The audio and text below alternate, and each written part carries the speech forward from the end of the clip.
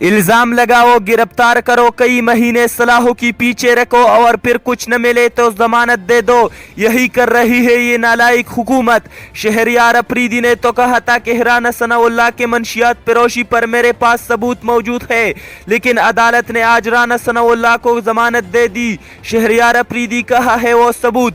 شہریار افریدی، آپ نے جان اللہ کو دینی ہے، ہم سب نے جان اللہ کو دینی ہے، لیکن رانا ثناء اللہ کے لاہور ہائی کورٹ سے ضمانت کے بعد سوال تو بنتا ہے، وہ ثبوت والی ویڈیو اور 15 کلو ہیروین جو برآمد ہوئی تھی رانا ثناء اللہ سے، وہ کس کو دینی ہے؟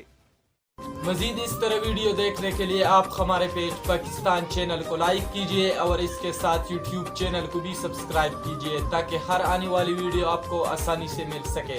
اپنے میزبان عدنان فراز کو اجازت دیجئے۔ اللہ حافظ۔